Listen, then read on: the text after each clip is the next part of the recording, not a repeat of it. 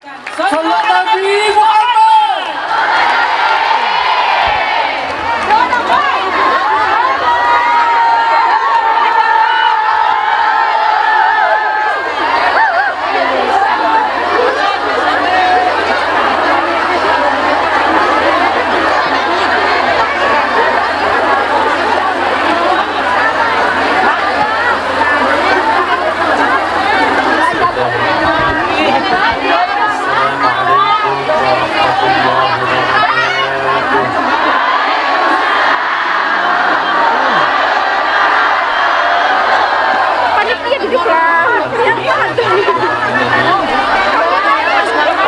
Wassalamu ala nabiyyina wa sayyidina sayyidil anbiya'i wal mursalin nabiyyina Muhammadin wa ala alihi wa sahbihi wa dhurriyyatihi wa ummatihi ila yaumiddin.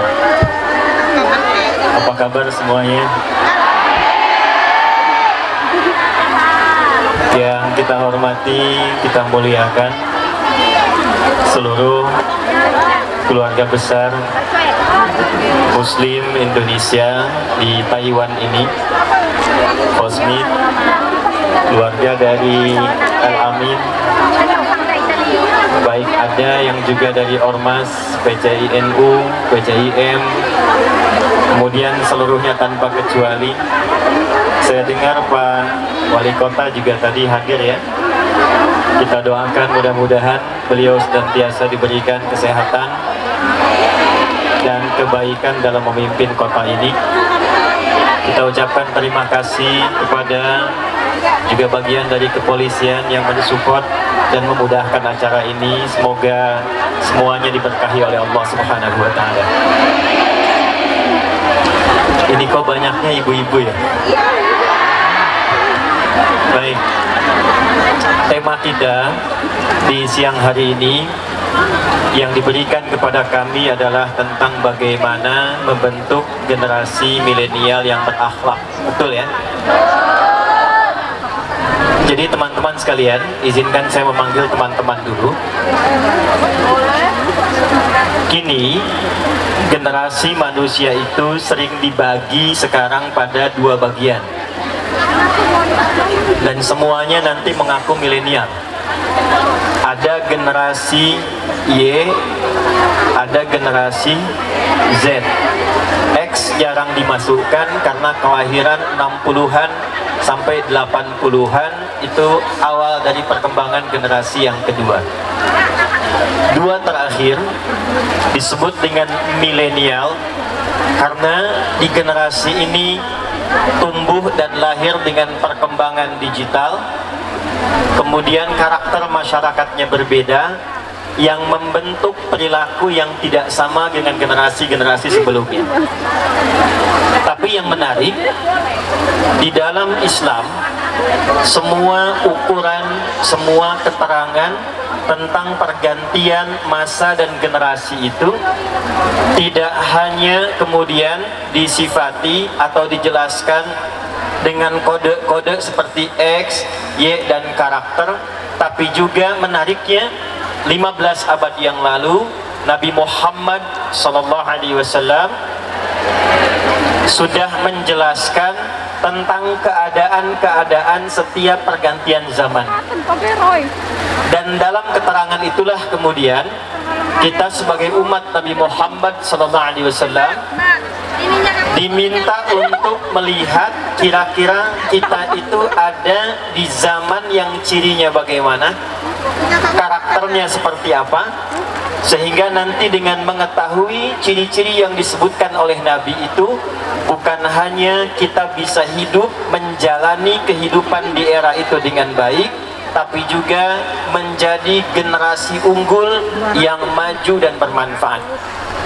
Itulah sebabnya siang hari ini, karena ini istimewa, tidak biasa, saya dengar ada yang datang juga dari tempat yang jaraknya kurang lebih 5 jam dari sini ya. Boleh angkat tangan yang mana itu? Oh, Masya Allah. Jam berapa berangkat tadi? Sudah sholat subuh? Alhamdulillah. Baik, Saya berikan hadiah dulu ya. Hadiahnya hadis Nabi aja. Baik, tersebut dalam Sunan Ibnu Majah, diriwayatkan nanti oleh sahabat mulia Abu Darda radhiyallahu ta'ala anhu dari Nabi sallallahu alaihi wasallam. Beliau bersabda, qala Rasulullah sallallahu alaihi wasallam, man salaka tariqan yaltamisu fihi ilma sahhalallahu lahu tariqan ilal jannah.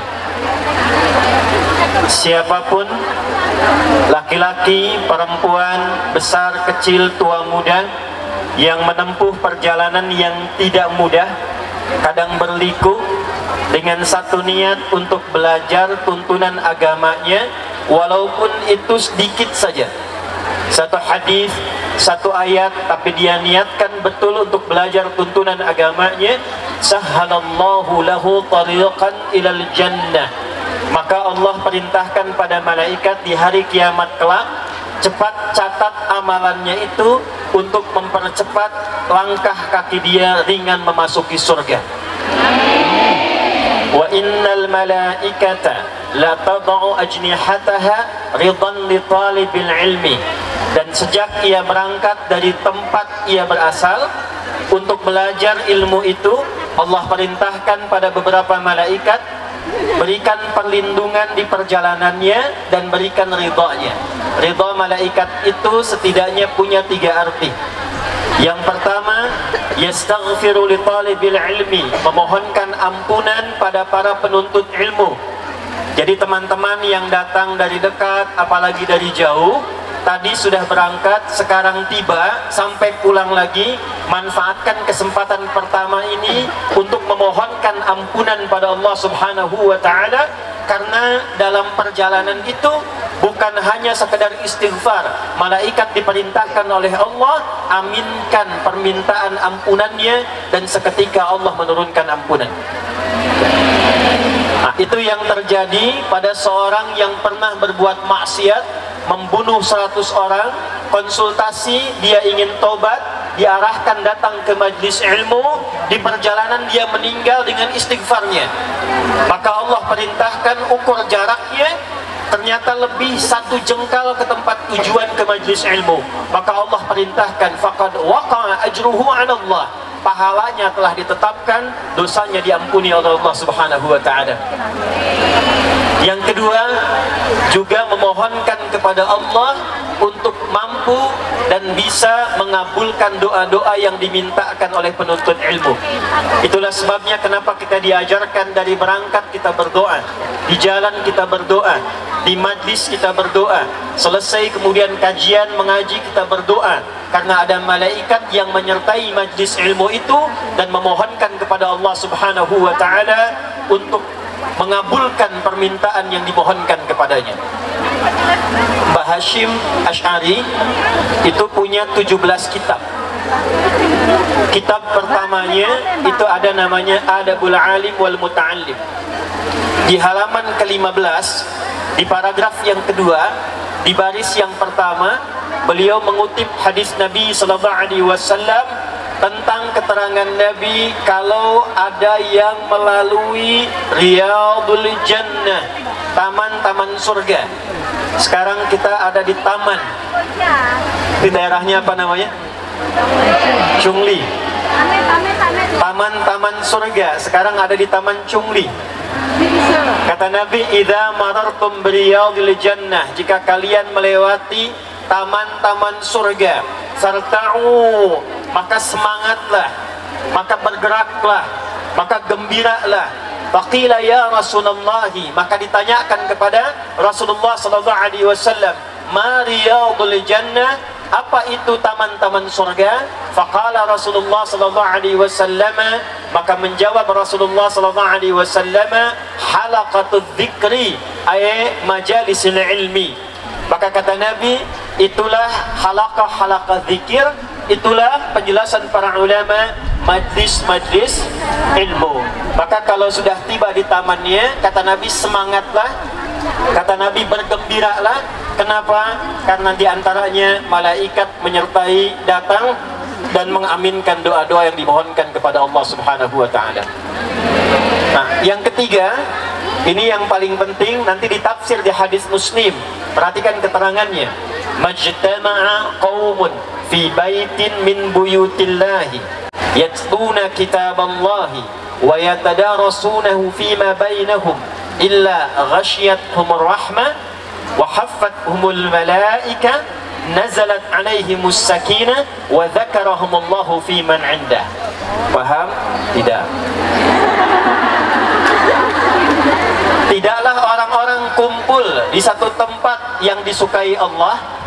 Di antara tempat yang disukai Allah, tempat yang digunakan untuk kebaikan, mengaji dan meningkatkan zikir, kecuali Allah utus malaikat di tempat itu untuk memberikan 4 hal.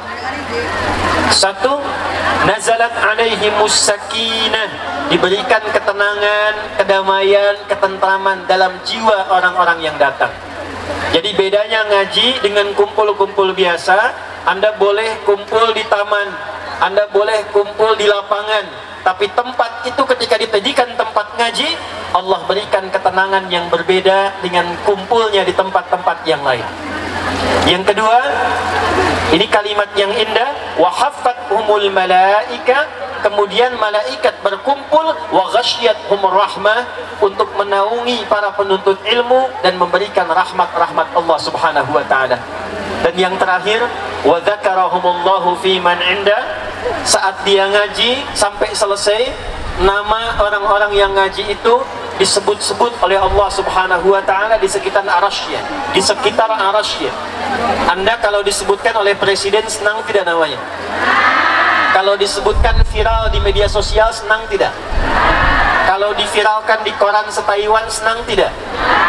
Sekarang nama kita insya Allah disebutkan oleh Allah di sekitaran arasy dari makhluk-makhluk terbaik yang ada yang pernah diciptakan sampai kita selesai menunaikan pengajian ini insya Allah.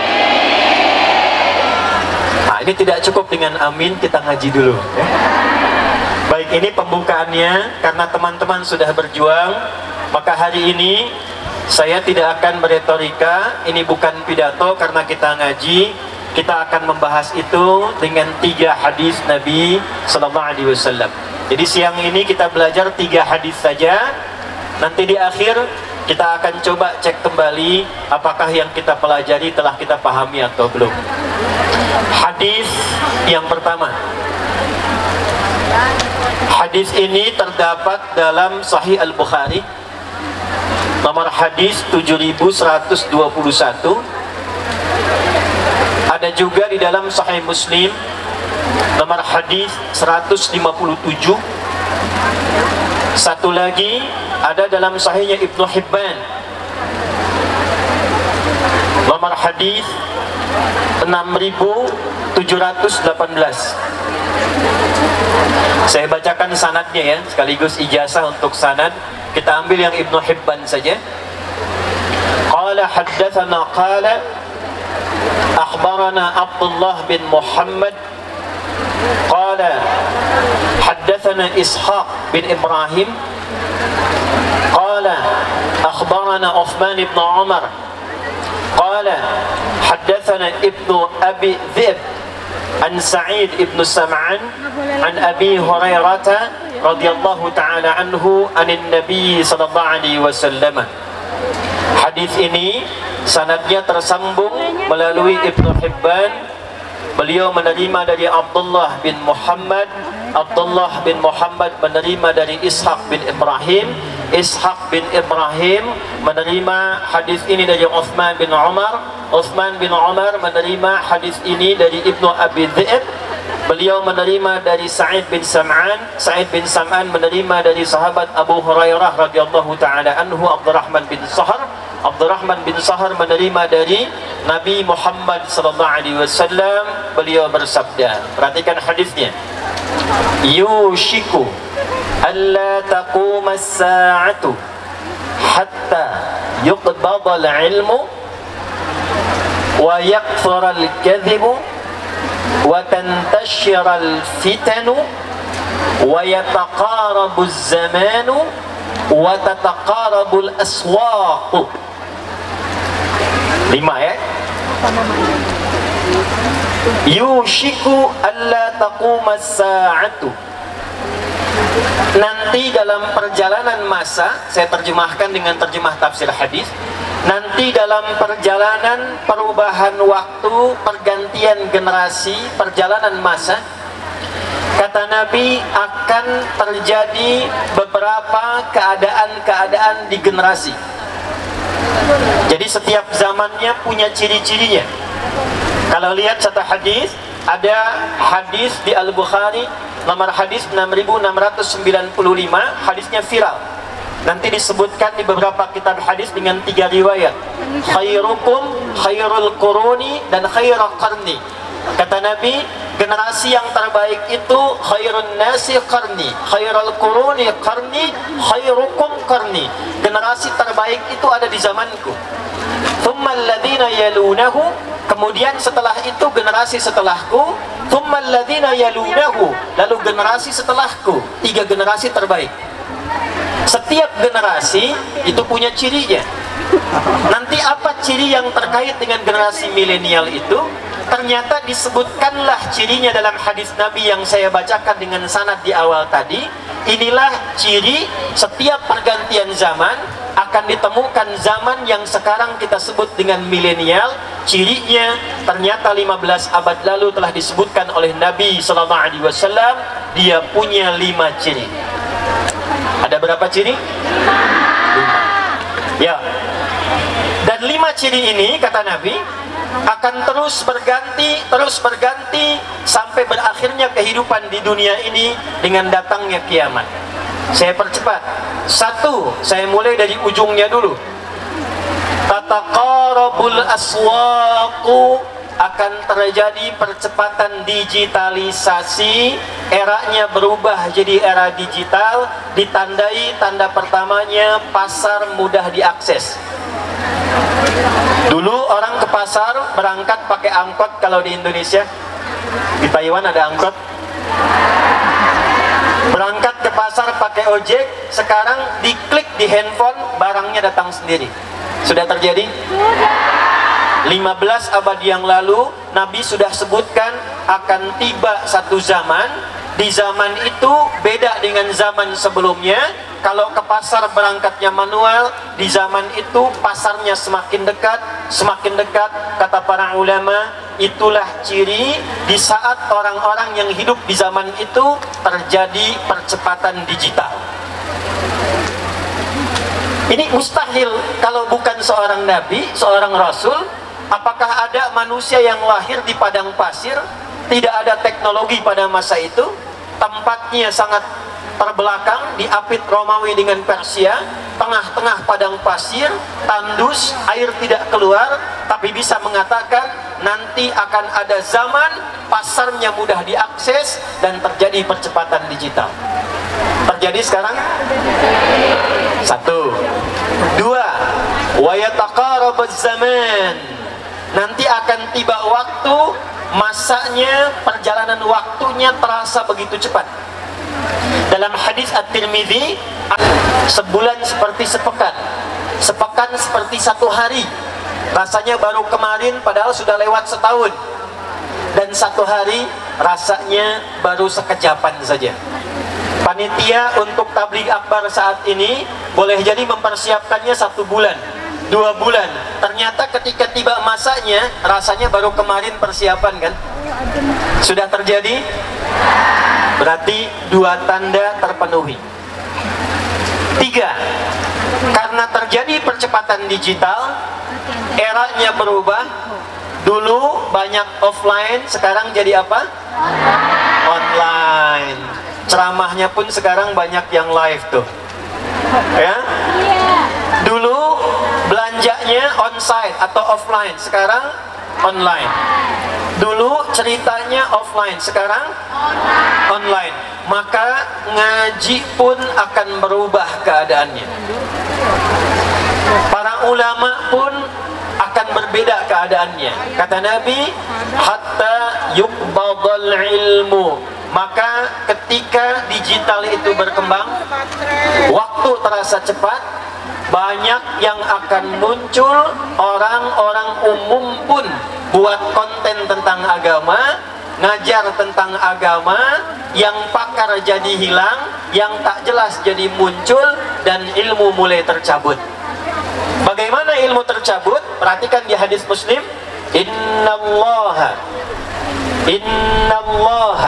la yaqbidul ilma intiza'an yantazi'uhu minal ibad walakin yantazi'uhu biqabdil ulama hatta idza lam yabqa alima atau lam yabqa alimun ay yubqi alima ittakhadha an-nasu ru'usan juhala fasu'ilu fa'aftau fadallu wa adallu.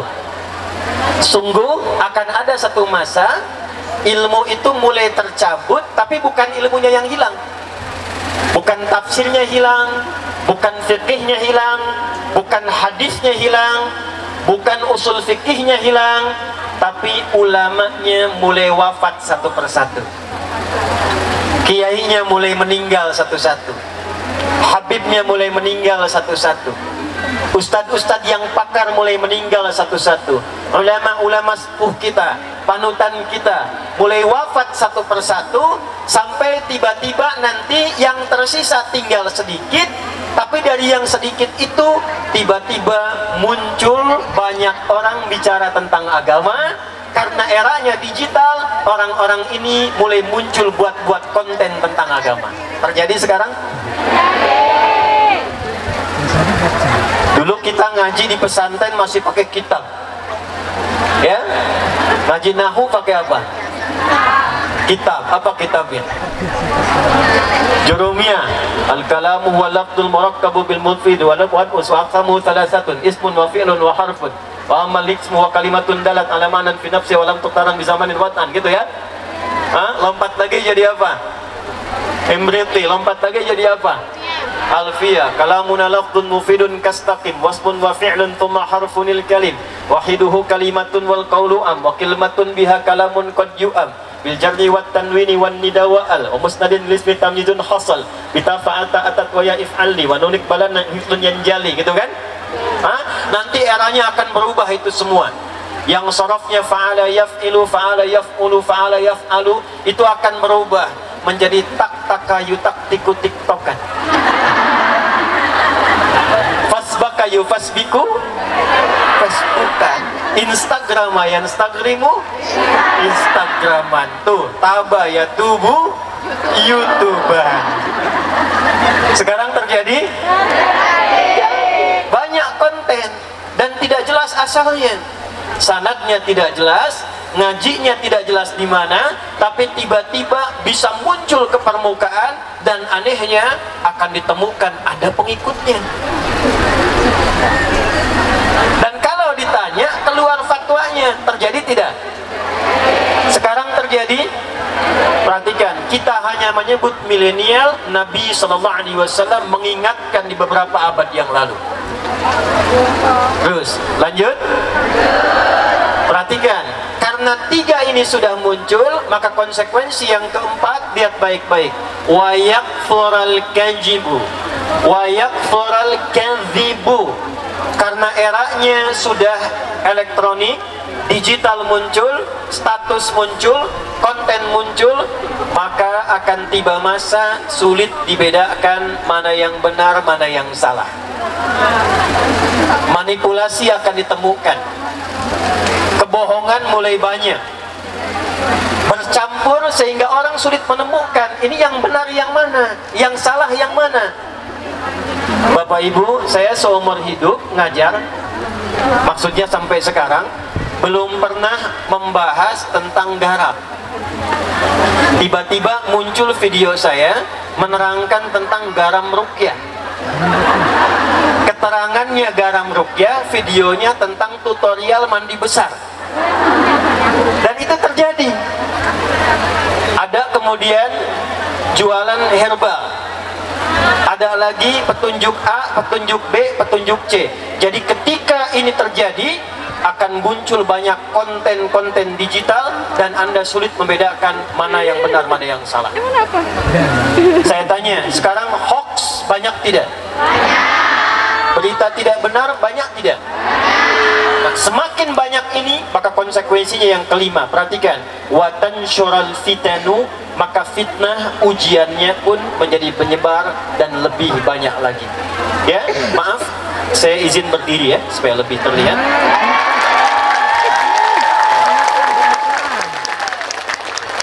Nah, ini tandanya kita mulai ngaji serius ya.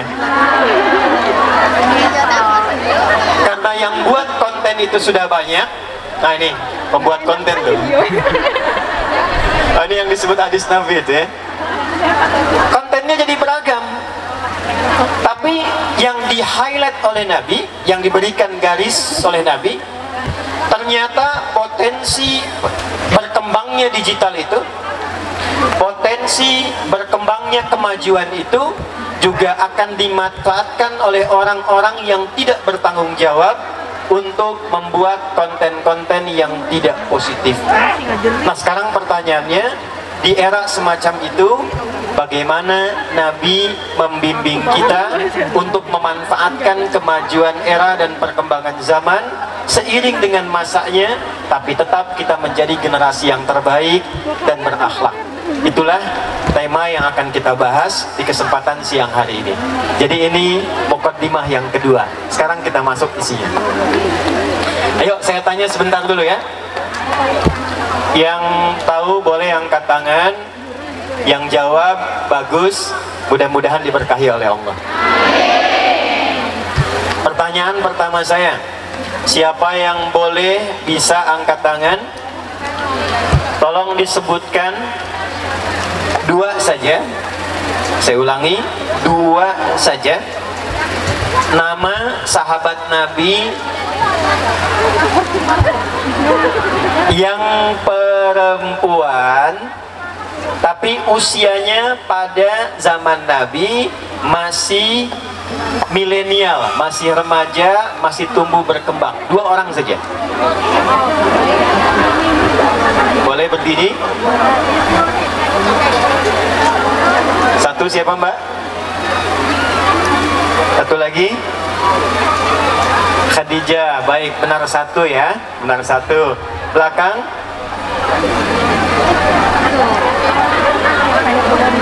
Sebentar ya. Kasih Mbak, silakan. Satu siapa? Sayyidah Aisyah. Satu lagi? Hampir sama dengan yang satu. Boleh duduk lagi. Dua perempuan saja. Ini saking banyaknya perempuan, dua sahabat Nabi, ya. Boleh angkat tangan Ibu? Ya. Asma binti Yazid. Satu lagi? Baik, baik. Ada lagi yang lain? Halim. Baik, perempuan dulu ya. Mana yang mana? Assalamualaikum Ustaz. Salam, silakan. Yang pertama Halimah binti Sa'ah, yang kedua Fatimah Binti? Halimah binti yang lupa. Binti lupa. Ayo boleh berikan tepuk tangan dulu. Ada semuanya baik. Ada lagi yang lain terakhir? Ya, ke belakang Ibu. Silakan. Ini pelan-pelan ya.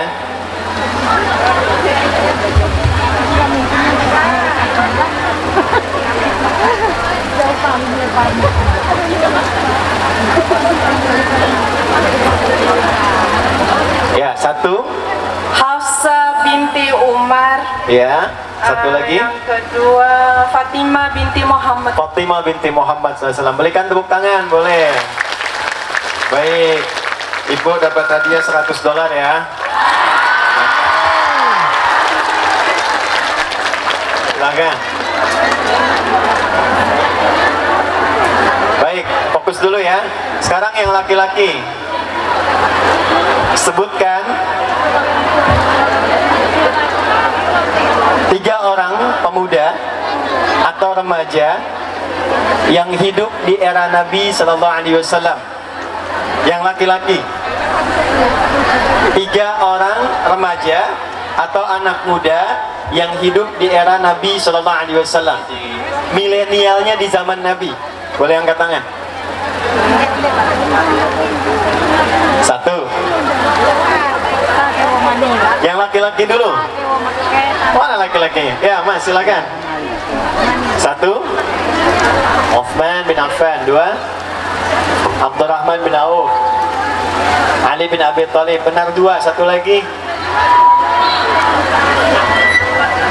Abu Bakar As-Siddiq. Satu lagi.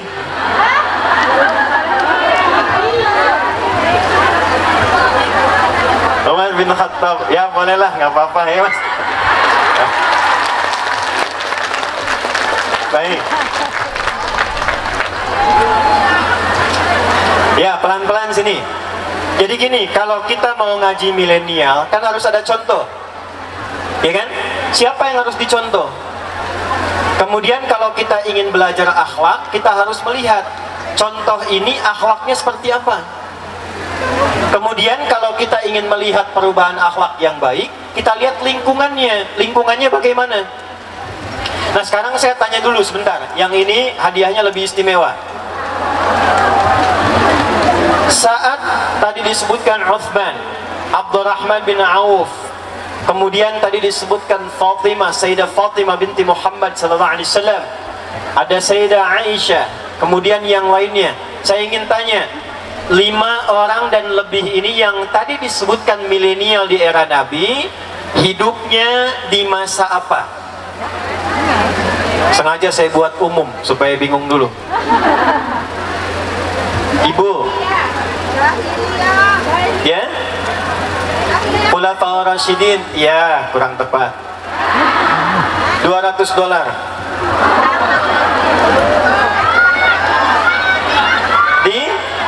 Tolong berikan mic-nya. Baik. Zaman jahiliyah. Apa itu jahiliyah? Masih bodoh, masih tertinggal.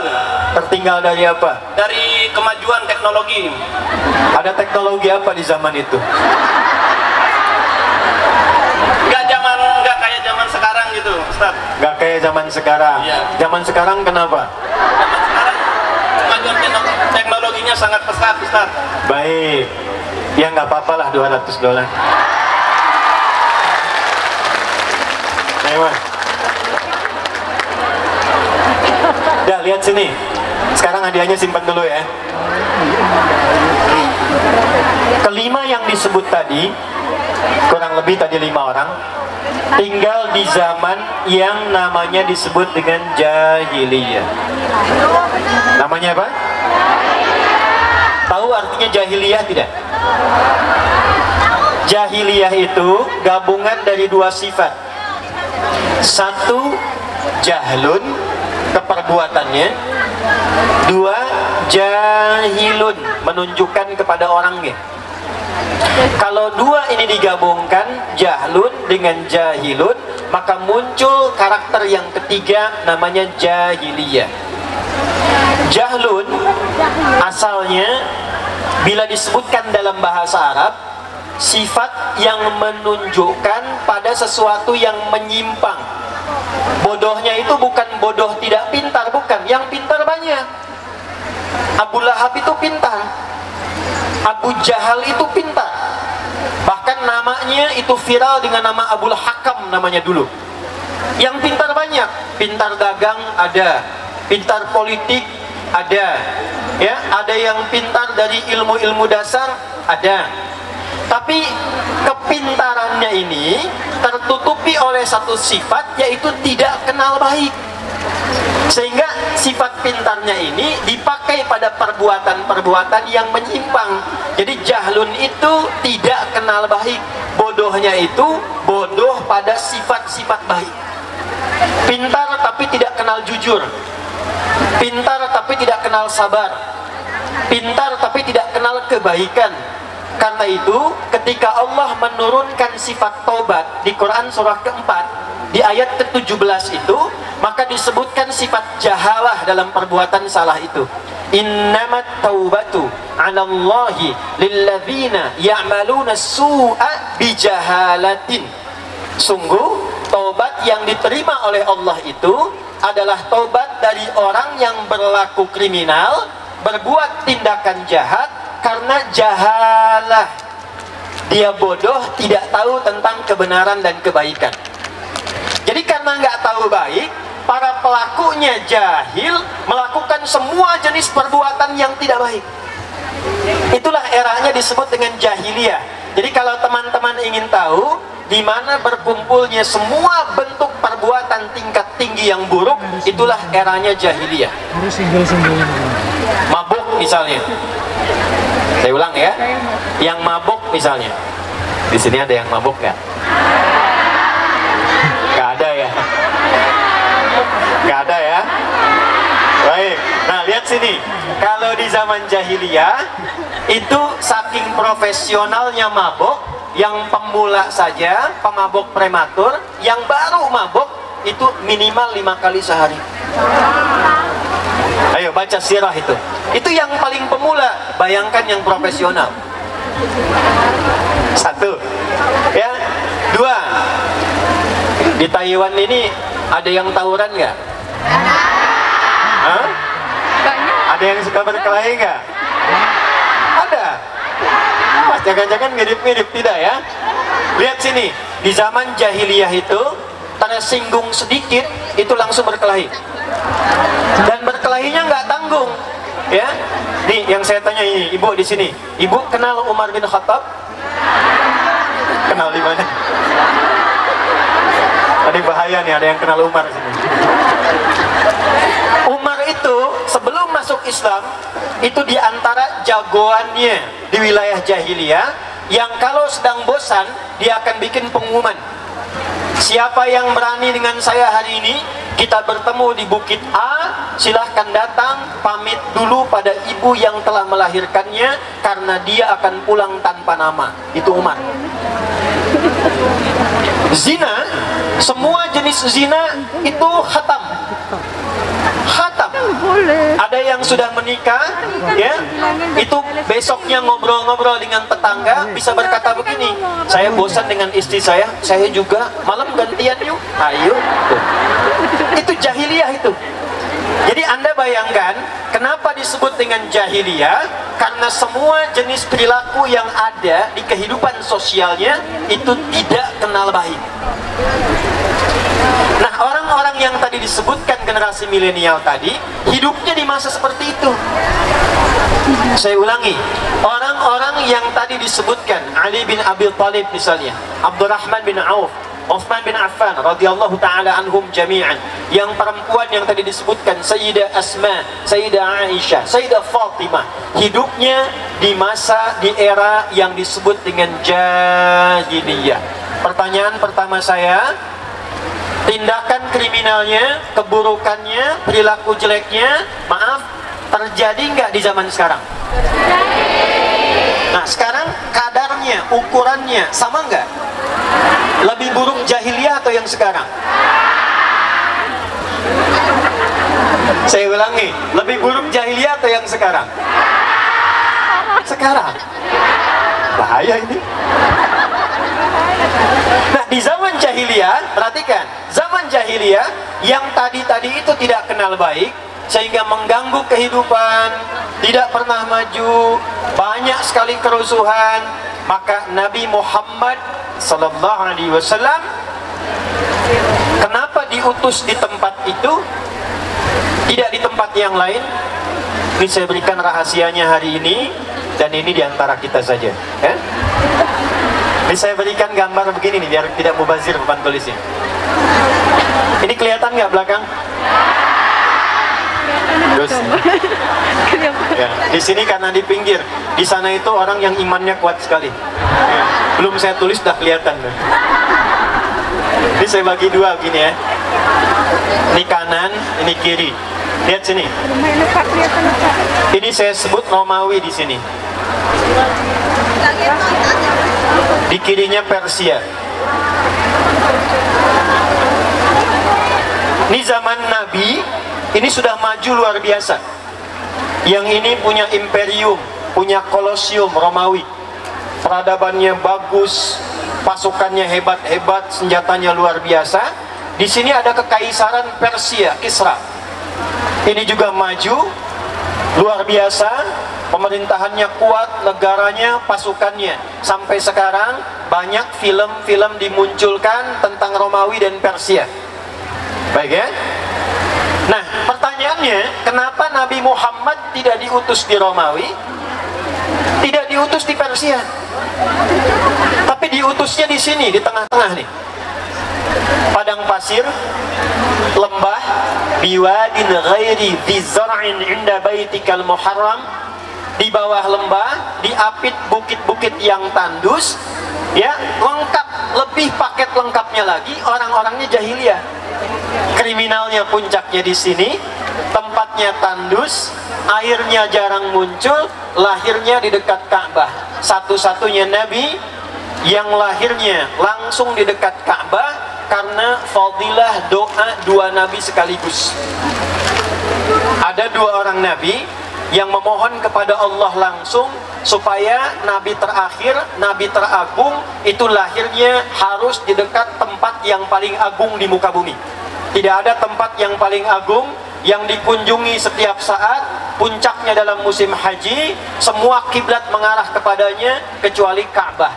Dua nabi ini berdoa, ya Allah, Rasul terhebat nanti, Rasul akhir zaman, Rasul penutup yang istimewa, mohon jadikan lahirnya pun dekat tempat yang paling istimewa di samping Ka'bah.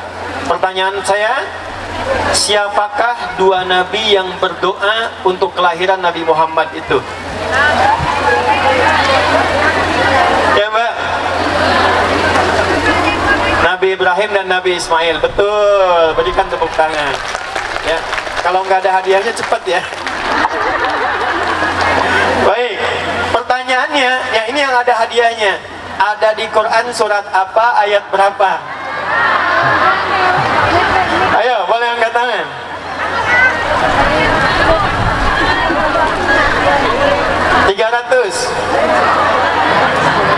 Umrah. Waktu habis. Waktunya habis. Ada di Quran surat kedua Al-Baqarah di ayat 129. Perhatikan kalimatnya. Rabbana wab'ats fihim rasulan minhum yatlu 'alaihim ayatika. Ini inti materi kita. Wa yu'allimuhumul kitaba wal hikmah wa yuzakkihim innaka antal azizul hakim. Tadi yang berdoa Nabi siapa? Satu lagi. Nah, pertanyaan saya, Nabi Ibrahim dengan Nabi Ismail itu jaraknya berapa lama dari Nabi Muhammad?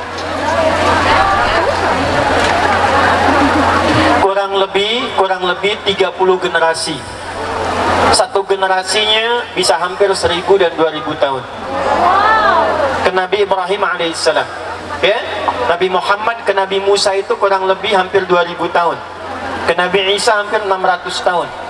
Ke Nabi Ibrahim kalau kita urutkan nasab itu kurang lebih 30 generasi. Muhammad sallallahu alaihi wasallam bin Abdullah bin Abdul Muttalib bin Hashim bin Abdul Manaf bin Qusay bin Murrah bin Kilab bin Ka'ab bin Ghalib bin Fihr bin Malik bin Nadar bin Kinana bin Khuzaimah bin Mudrika bin Ilyas bin Nizar bin Mudar bin Ma'ad bin Adnan bin Addi bin Adri bin Muqawwam bin Nagur bin Tarikh bin Ya'rub bin Yasjub bin Nabit bin Ismail alaihissalam bin Ibrahim alaihissalam. 30 generasi. Coba ulangi.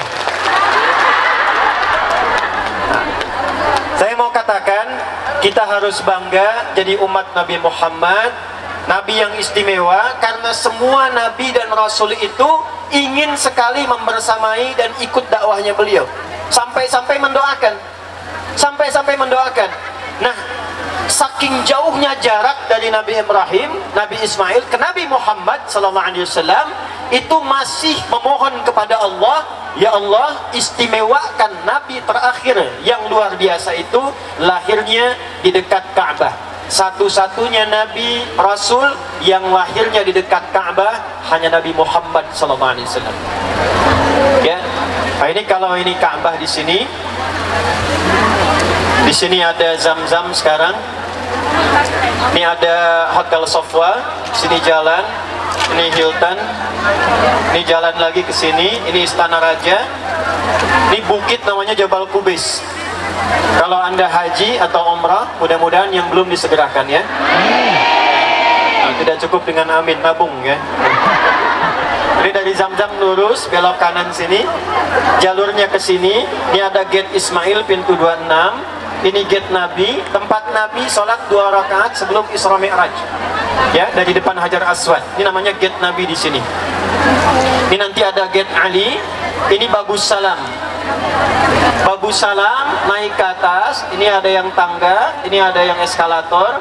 Ini ada kursi penjaga warna hijau. Lurus. Di sini ada rumah yang sekarang jadi perpustakaan. Di atasnya ada bukit kecil. Dari Jabal Kubais ke sini Anda lewat, ini ada Istana Raja, ini ada posnya, CCTV warna putih ngadep ke sini. Ini ada kipas angin kurang lebih 35 sudah saya hitung. Sampai ke ujung ke sini 150 meter, inilah rumah Nabi dilahirkan, Maulid Nabi. Tidak ada satu nabi pun yang lahir di dekat Ka'bah kecuali Nabi Muhammad SAW. Jadi ini doanya untuk Nabi Muhammad, lahirnya, tumbuhnya, diutusnya bukan di Romawi yang sudah maju, bukan di Persia, tapi di lingkungan masyarakat yang berada di tempat yang tertinggal, tertutup, dan masyarakatnya disebut dengan apa tadi? Jahiliyah. Sekarang lihat sini, saya mau cepat saja. Ini jahiliyah. Fokus. Tiba-tiba dibimbing oleh Nabi, dibina oleh Nabi, dari mulai Mekah, saya cepat sampai ke Yathrib jadi Madinah, kurang lebih periodenya 20 tahun. Orang-orang yang disebut tadi, Umar bin Khattab, Ali bin Abi Thalib, Uthman bin Affan, Abdurrahman bin Auf, Fatimah binti Muhammad SAW, Aisyah ya binti Abu Bakar radhiyallahu taala anhuma. Semua orang itu yang tadinya punya kebiasaan secara umum, walau tidak semuanya, dekat dengan tradisi jahiliyah, tiba-tiba berubah jadi orang terbaik di zaman. Umar tadi ya biasa tantangin orang, senang tampil dengan kekuatan, ngajak duel hampir tiap waktu. Satu-satunya sahabat yang pernah jualan Tuhan, bahkan muter-muter. Kalau yang lain bikinnya dari kayu, asnam, ada yang bikin dari batu, wasan, ausan, beliau bikin dari roti. Ya, Umar tuh visioner. Saat orang bikin dari kayu, beliau bikin dari roti. Yang nggak pernah orang bikin, kepikiran sama Umar. Tidak ada orang pernah jualan Tuhan terbuat dari roti pada masa itu kecuali Umar. Makanya nanti saat masuk Islam kadang sedih sendiri, kadang senyum sendiri. Ketika ketawa sendiri, orang tanya, "Ya Amirul Mukminin, wahai Amirul Mukminin, kenapa engkau tertawa?" Saya ingat dulu saya jahiliyah pernah jualan Tuhan dari roti. Saya keliling-keliling musim panas, belum ada yang beli. Wa ana jau'an, dan saya lapar. Tiba-tiba saya dudukkan Tuhan saya katakan, "Ya Lata a'dzirini an-naja'i, ya Lata Tuhanku, maafkan saya lapar banget." Saya pinjam dulu tangannya. Nama aslinya Jundub bin Junadah. Itu beliau pemimpin preman satu kampung. Ada kampung perompak, pembegal, kampung preman, namanya kampung Gifar. Semua yang dari sana disebut Gifari namanya. Jadi kalau di sini ada mas yang namanya Al-Ghifari, nah itu kampung preman. Dulu jahiliyah. Perhatikan, orang-orang ini yang tadi disebut diajarkan oleh Nabi, dibimbing oleh Nabi, tiba-tiba mereka berubah jadi generasi milenial di masanya yang tumbuh hebat dan membangun negaranya, tempatnya, daerahnya menjadi tempat yang maju dan berkembang. apa kurikulum yang diajarkan oleh Nabi, seperti apa tahapannya. Nah ini yang insya Allah kita akan rinci pelan-pelan. Tadi siapa yang sebutkan Sayyidah Fatimah? Di sana ya.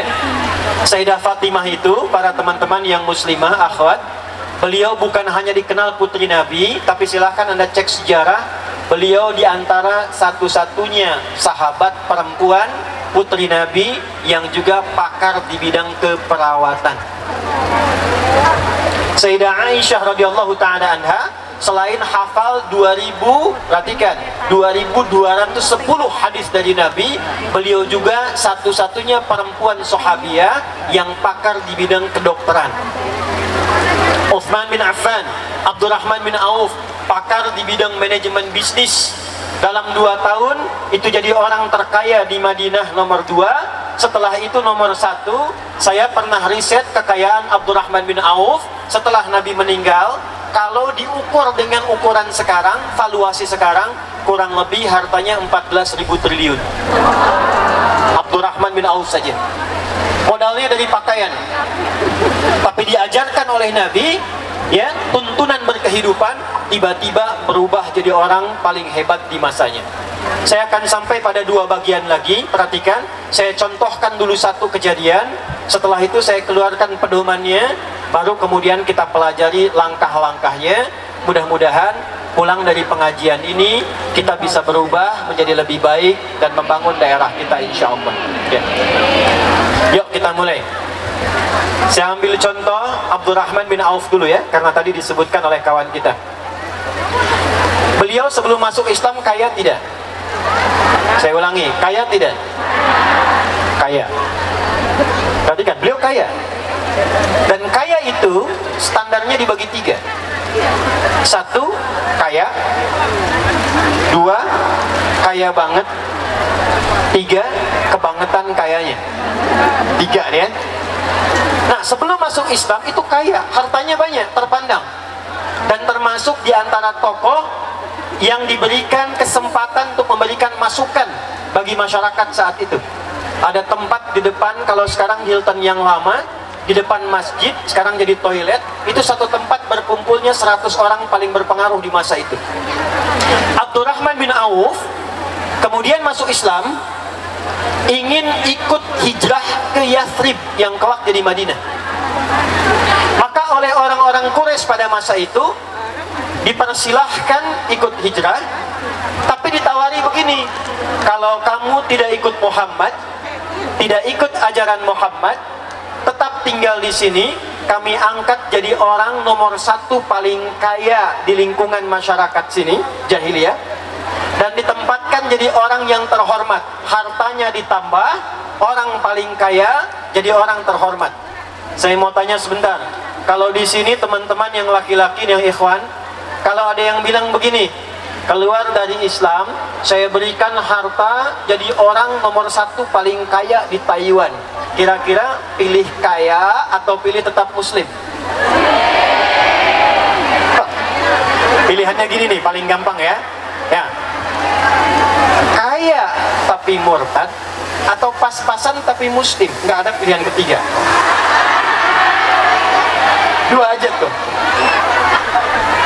Hah? Awas tuh. Udah. Ya, Abdurrahman bin Auf memilih, gak apa-apa, saya berangkat, harta diambil, besok lusa harta bisa dicari, tapi iman belum tentu bisa diganti. Ya, kayak bikin status tuh. Lihat sini. Maka beliau dibiarkan, tidak diganggu, ya, tidak disakiti. Silahkan berangkat, tapi harta kamu kami rampas semua. Jadi nggak mudah. Makanya bersyukur tinggal di Taiwan. Terima kasih ya pada lingkungan sekitar, pemerintahannya, pejabat-pejabatnya, bisa sholat dengan nyaman, ya, bisa ada tempat yang baik. Nah, nanti cara berterima kasihnya tidak dengan tepuk tangan, dengan merubah sikap kita jadi lebih baik. Ya, di sini saya keliling beberapa negara, belum tentu mendapatkan kenyamanan seperti ini. Ada orang mau sholat susah, ada orang mau sholat pura-pura duduk di taman. Ini Anda jarak sedikit ketemu musola, mau sholat enak, difasilitasi. Kalau dengan seperti ini belum mampu berbuat baik, perlu diberikan apa lagi?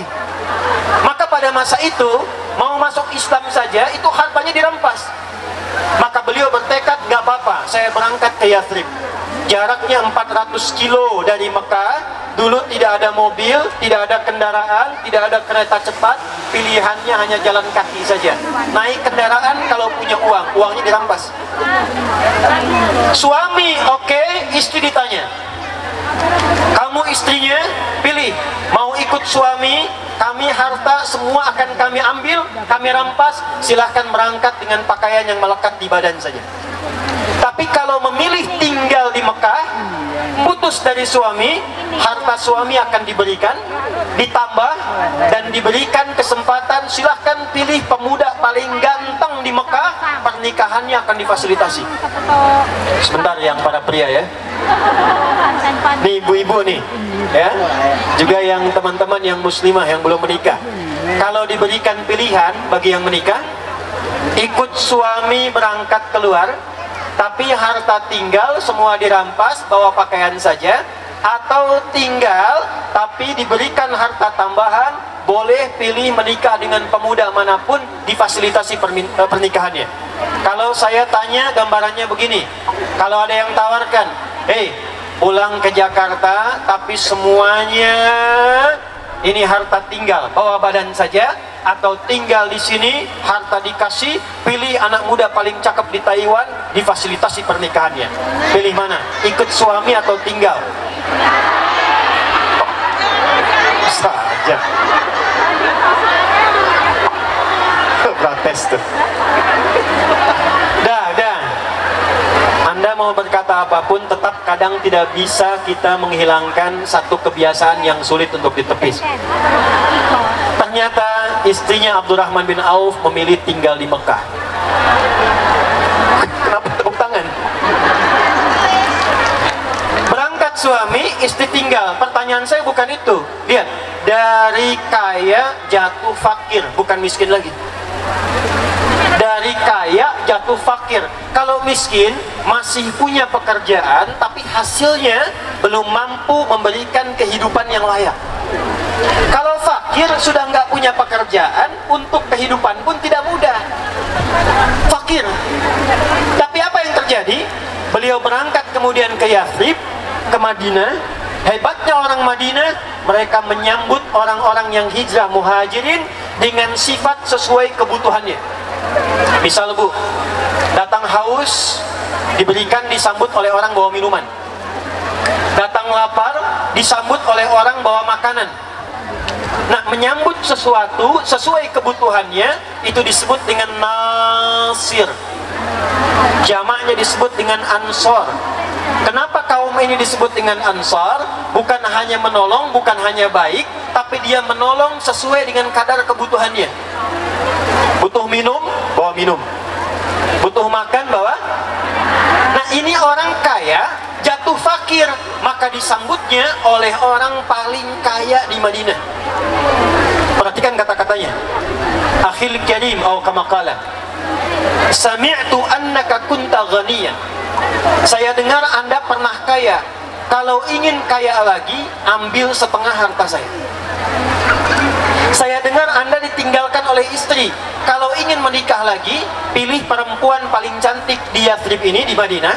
Sekalipun bagian keluarga saya akan fasilitasi pernikahannya. Gantian ya.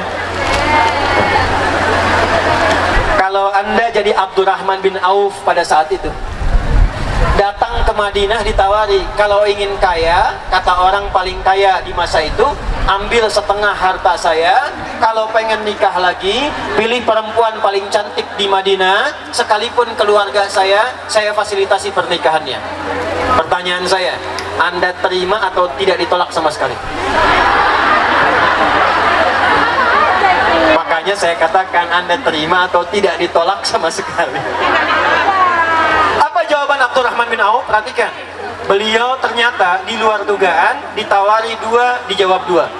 jazakallahu khaira, semoga Allah balas kebaikan Anda. Arini ainal aswaq, cukup tunjukkan kepada saya di mana pusat bisnisnya, di mana pasarnya, biarkan saya berusaha dengan modal petunjuk Nabi yang telah diajarkan pada saya. Anda bayangkan, ditawarkan setengah harta dari orang kaya, beliau tolak dengan cara yang halus. Beliau ingin buktikan petunjuk Nabi, ajaran Nabi kalau dipraktekkan membuat saya jadi lebih baik, perilaku saya baik, dan kekayaan saya pun akan kembali menjadi baik. 2 tahun setelah itu jadi orang paling kaya di Madinah. Nah, sekarang petunjuknya apa? Ini akhir materi kita. Perhatikan kalimatnya. Balik ke Al-Baqarah ayat 129, saya cepat. Rabbana wab'ath fihim rasulam minhum yatlu alaihim ayatika. Nah, ini rahasianya. Tadi saya sampaikan, saya ingin menyampaikan rahasia. Ini rahasianya. Ya Allah, mohon utus nanti seorang nabi yang hebat, yang unggul, lahirnya di dekat Ka'bah, dan dia mengajarkan pada umatnya ayatika, ayat-ayatmu. Saya tanya pada teman-teman, Nabi dapat ayat tidak? Saya ulangi, Nabi dapat ayat tidak? Saya ulangi, Nabi dapat ayat tidak? Yang dapat, yang jawab dapat, berapa ayat? Ayo, berapa ayat? Sini, dari sini. Nabi dapat ayat dari Allah, berapa ayat? Berapa? 6.666. Ya, kurangi dikit aja. Berapa lagi? 6.300. Lebih dikit. Nah, 6.236 hasil googling tuh. Benar ya Mas ya? 6.236. 6.236 ayat.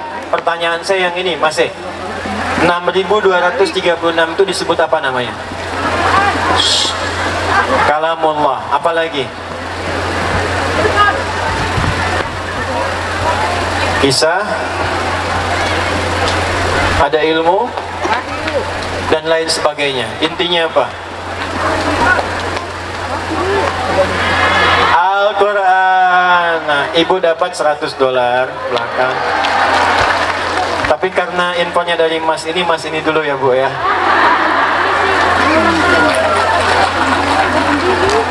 Sama ibu yang di belakang juga satu yang jawab Al-Quran. Ibu yang kacamata, kerudung, abu-abu, Mas Hedi, tolong Mas. Belakang. Kasih Bu, sama-sama. 6.236 ayat. Nah ini ilmu jarang dipelajari, jarang dikaji. Jauh-jauh saya ke Taiwan, teman-teman juga jauh. Nah ini yang akan saya bagi. Ini penutup kajian kita siang hari ini. Lihat baik-baik. 6.236 ayat disebut dengan Al-Quran.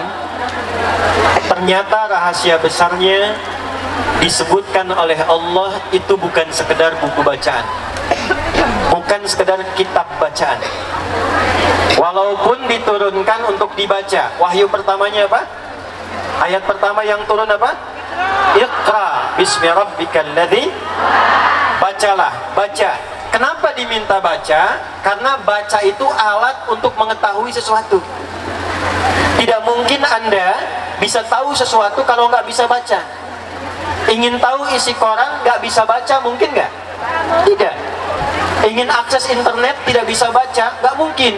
Kita belajar dulu bahasanya, Anda belajar bahasa Mandarin, belajar bahasa Taiwan, kemudian baru bisa baca, tahu isinya. Tapi bukan sekedar untuk baca saja, karena baca itu alat untuk tahu sesuatu. Makanya dulu waktu kita belajar, kan ada ikra ya, ada qiraati dulu kan, ya kan? Kan itu belum dituntut tahu, yang penting bisa baca dulu.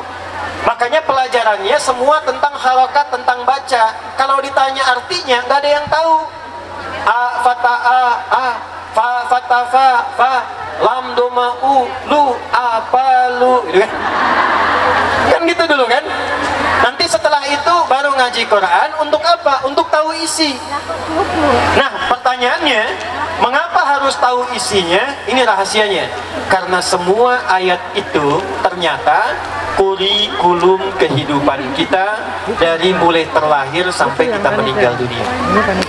Jadi 6.236 ayat itu, Bapak Ibu sekalian, itu topik kehidupan kita. Dari Al-Fatihah sampai dengan An-Nas, 114 surah, 30 juz. Itu kalau kita keluarkan, nanti keluar tema-tema. Misal, ada tema sejak dalam kandungan. Bagaimana supaya memiliki misalnya janin yang baik, kemudian lahir anak yang sehat, maka kemudian turun Quran surah ke-22 ayat yang kelima. Dirinci di Quran surah ke-23 misalnya ayat 11 sampai dengan ayat ke-13. Kalau sudah ada rohnya menjelang persalinan, turun Quran surah ke-7 ayat 189. Kemudian terlahir, apa yang pertama diberikan? Kalau ngasih ASI berapa lama? Tugas ayah yang baru punya anak apa? Turun Quran surah kedua ayat 233. Setelah diberikan ASI kurang lebih sampai 2 tahun, diberikan pendidikan apa? Turun Quran surah ke-31 misalnya ayat 13 sampai dengan ayat ke-19. Nanti kalau dia naik lagi, mulai belajar, bagaimana belajar yang efektif? Turun Quran surah 9 ayat 122. Bagaimana kalau ilmunya kuat, imannya bagus? Turun Quran surah 58 ayat ke-11. Nanti dia naik lagi, mulai berkelana, mulai keluar dari Ponorogo sampai ke Taiwan, sampai ke Taipei, dari luar sampai datang, turun Quran surah ke-49 ayat ke-13. Ada yang mulai kenalan, ya, cinlok, cinta lokal sama yang daerahnya, ada yang dari luarnya, kemudian mau menikah, bagaimana pendekatannya? Turun Quran surah ke-4 ayat ke-4. Setelah berumah tangga, Quran surah ke-4 ayat ke-34. Nanti muncul tugas-tugas suami, dari mulai mencari nafkah yang standar, Quran surah kedua ayat 168. Nanti kalau ingin cepat, baru sedikit tapi cepat hasilnya, Quran surah 2 ayat ke-172. Ingin lebih cepat lagi, belum berangkat, rizki sudah menanti, Quran surah ke-7 amalannya ayat 96. Tantangannya di mana? Jangan dikira bekerja tidak capek. Boleh jadi nanti ada orang yang ingin ikut, ada yang mengkhianati, ada tantangannya muncul. Turun Quran surah kedua ayat 214. Nanti solusinya Quran surah 3 ayat ke-142. Amalannya nanti malam harinya Quran surah ke-17 ayat 79 sampai dengan 81. Yang istri merawat di rumah, menata anak kadang-kadang tidak mudah. Turun Quran surah 17 ayat 23 sampai dengan 27. Sampai nanti terus naik usia 40 tahun. Amalannya apa? Pekerjaannya apa? Turun Quran surah 46 di ayat ke-15 sampai jadi sepuh, sampai kemudian menunggu kematian, Quran surah ketiga ayat 185. Wafatnya pengen enak, turun Quran surah 89 ayat 27 sampai dengan ayat 30. Persiapan ke makamnya supaya nyaman, turun Quran surah ketiga ayat 169 sampai 171. Sampai kiamat surah 75, sampai dijadi dua antara surga yang indah, surga standar, Quran surah 2 ayat 25. Kalau surganya surga Firdaus, Quran surah 23 amalannya 1 sampai dengan 9. Yang terancam dengan neraka, ada nerakanya, Quran surah 4 ayat 69 sampai ke bawah. Yang belum kena ke surga, nggak mau ke neraka, ada di A'raf, Quran surah 7 ayat ke-47 sampai dengan 49. Itu ada semua. Jadi kalau kita keluarkan, Imam Al-Bukhari pernah mengeluarkan bimbingan Nabi selama 20 tahun itu di Mekah dan di Madinah. Diajarkanlah ayat-ayat itu. Itulah yang menjadikan Abu Bakar seperti yang sekarang kita kenal, Umar seperti yang sekarang kita kenal, Utsman saking kebangetan kayanya sekarang masih punya aset di Madinah diwakafkan. Dulu cuma beli sumur diwakafkan, beli kebun diwakafkan, sekarang jadi hotel dengan namanya Utsman bin Affan. Ali bin Abi Thalib tadi disebut, bukan hanya ahli tafsir, ahli balaghah, ternyata pakar di bidang matematika, pakar di bidang logika. Berkembang lagi, Imam Al-Bukhari mengeluarkan perjalanan Nabi, inti ayat Quran, dibuatlah 97 tema. Ada 97 topik, teman-teman. Dari topik iman, topik ilmu. Misal begini, siapa yang sekarang di sini teman-teman sedang kuliah, bagaimana supaya belajarnya itu efektif? Hari apa belajar yang benar? Cara mengingat bagaimana? Supaya tidak lupa bagaimana? Cara menganalisis bagaimana? Keluarkan topik ketiga, namanya Kitabul Ilmi. Ada yang jualan, ada yang dagang. Di sini ada yang jualan? Banyak ya sana ya. Good. Yang dagang, yang jualan, yang bisnis, ada kitab namanya Kitabul Buyu', tuntunan belajar bisnis dari Nabi. Tidak pernah ada yang mengamalkan panduan belajar bisnis ini kecuali bisnisnya selalu tidak pernah kembali modal, selalu kembali untung. Itu 97 tema, maka dikenalah dengan nama Jami' Al-Jami' As-Sahih Al-Musnad Al-Mukhtasar min umuri Rasulullah sallallahu alaihi wasallam wa sunanihi wa ayyamihi. Inilah kumpulan tema saya keluarkan dari Quran dan hadis. Imam Al-Bukhari buat tema begini, Bu. Contoh ya, misalnya kitab ilmu, ini ayatnya apa? Ayat A. Nanti hadisnya apa? Prakteknya bagaimana? Bagaimana Nabi mengajarkan? Dari mulai jadwal pengajian ibu-ibu, belajarnya di rumah siapa, harinya hari apa, kurikulumnya apa, itu ada semua. Jadi ternyata kalau ingin jadi generasi milenial yang bagus, yang berakhlak, yang baik, yang sukses, yang maju, amanat pertama dari Nabi, kembalilah kepada tuntunan Al-Qur'an. Itu kuncinya.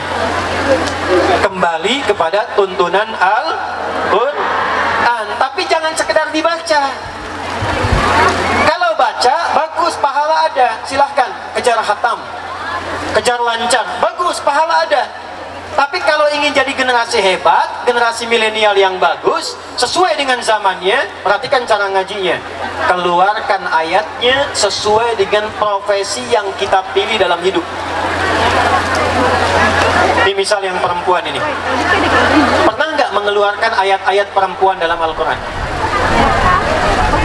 Ini saya tanya nih, kalau perempuan bahasa Arabnya apa? Nisa. Nisa itu kalau banyak kan, Bu. Kalau dia sendirian, perhatikan kalimatnya, itu disebut dengan mar'ah. Beda dengan laki-laki. Laki-laki itu kalau sendirian mau banyakkan, namanya tetap satu. Sendirian itu rajul, kalau banyakkan rijal, hurufnya tetap sama, cuma tambah alif aja. Rajulun, rijalun, hurufnya nggak ada yang hilang. Kalaupun banyakkan, ra-nya ada, jimnya ada, lamnya ada, cuman tambah alif untuk menunjukkan tegak dan banyak. Rajulun, rijalun, artinya tegak, kuat, kokoh, tidak gemulai. Kaki disebut dengan rijlun karena menopang badan supaya kokoh. Ya, jadi kehormatan laki-laki ditunjukkan pada tegaknya, kuatnya, ya, dan juga apa? Dan juga kehormatan dari auranya. Jadi kalau ada yang gemulai sedikit, nah hilang kelaki-lakiannya itu. Perempuan beda. Perempuan kalau sendirian itu disebutnya mar'ah. Wa mar'atul aziz, dari mar'ah. Tapi kalau banyakan namanya nisa. Jauh bedanya. Mar'ah ketemu nisa, hurufnya hilang semua. Nah, kenapa disebut dengan mar'ah? Ini jangan-jangan jadi perempuan belum tahu tentang perempuan. Mar'ah itu, saya cepat, dia punya 3 arti. 1, pribadi yang punya ciri senang tampil indah. Mar'ah. Makanya mau berangkat dandan, ya, pengajian seragaman. Kadang tanya suami kan, ayah bagus mana ya, warna kuning atau warna merah, ya kan? Kata suaminya kayaknya kuning deh mah, kayaknya merah deh. Tanya tapi udah punya jawaban kan? Hah? Begitu dipakai hitam. Tapi biasa, wajar. Makanya kalau kita lewat suami baju kelipat itu pasti diberhentikan perempuan, rapikan dulu, setrika dulu, karena memang fitrahnya senang tampil keindahan. 2, mar'ah juga seakar dengan kata muru'ah, senang tampil terhormat. Dan yang ketiga, itu punya rasa yang tinggi, dalam bahasa psikologi namanya enfukhlung, sifat rasa yang tinggi, sedikit-sedikit terasa, sedikit-sedikit terasa. Laki-laki nonton drakor itu biasa, perempuan sudah keluar air mata, ya. Nonton film India, laki-laki tertawa, yang perempuan bisa menangis karena rasa. Tapi jangan salah, dalam peribahasa Arab dikatakan begini, al-mar'atu kal-mir'ati, sama-sama hurufnya. Sifat perasa perempuan itu seperti cermin kaca. Makanya banyak sifat perempuan senang bercermin. Sebelum kesini cermin, turun dari mobil lihat kaca spion, ya sampai sini lihat handphone masih dandan. Tapi poinnya bukan itu. Perhatikan nih dahsyatnya Quran. Saya tanya ibu ya, kalau cermin dilempar sampai pecah, terus disusun lagi bisa nggak? Jangan salah, bisa. Bisa disusun lagi, tapi sulit memantulkan bayangan yang sempurna. Nah, sifat perempuan sama. Kalau dia terlukai seperti cermin, dia gampang memaafkan, tapi sulit melupakan apa yang dialami. Tadi cuma betul tepuk tangan aja, tapi pas kejadian nggak nyadar. Jadi kalau Anda punya masalah dengan istri saat ini, itu kejadian 10 tahun lalu diungkit lagi. Karena marah. Tapi kalau banyakkan begini, dia berubah jadi nisa. Nah ini penting belajar. Kenapa jadi nisa? Seakar dengan nasa, mudah mencurahkan apa yang dirasakan. Maksudnya apa? Perempuan tuh sependiam apapun, tuh kalau kumpul dengan temannya bisa cerita. Dan masalahnya, kadang dia cerita pada apa yang tidak harus diceritakan. Kan? Kakak apa kabar? Baik. Kan? Gimana pekerjaan? Bagus. Suami gimana? Itu masalahnya. Nah, itu nisa. Maksud saya apa? Coba keluarkan ayatnya. Jangan-jangan belasan tahun, puluhan tahun jadi perempuan, itu belum pernah mengeluarkan tentang jati dirinya. Ini saya tanya Bu ya, maaf nih, agak banyak ke ibu-ibu karena banyak perempuan. Istri Nabi berapa? Enggak, saya bukan ingin bahas poligami, bukan. Saya ingin tunjukkan hikmah. Istri Nabi itu lebih daripada 4 kan ya? Ada kurang lebih 11 ya? Pernah nggak belajar kenapa Nabi diizinkan menikah lebih daripada 4 istri? Lihat rahasianya. Ternyata bukan karena bab poligaminya. Ternyata 11 perempuan ini, kalau kita riset ya, silahkan belajar sejarah. Kalau kita riset, 11 perempuan istri Nabi ini mewakili semua karakter dan sifat perempuan di muka bumi. Dari yang cemburuan, senang fashion, ada yang senang masak, ada yang senang kajian, ada semua di karakter istri Nabi. Dan kemudian dididik oleh Nabi dengan akhlak Nabi, berubahlah 11 karakter ini jadi perempuan terbaik di zamannya. Contoh ya, jangan tepuk tangan dulu nih. Saya beri contoh nih.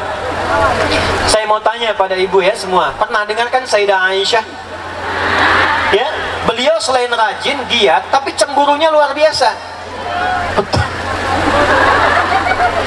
Tapi bagaimana beliau Nabi SAW mendidik Sayyidah Aisyah?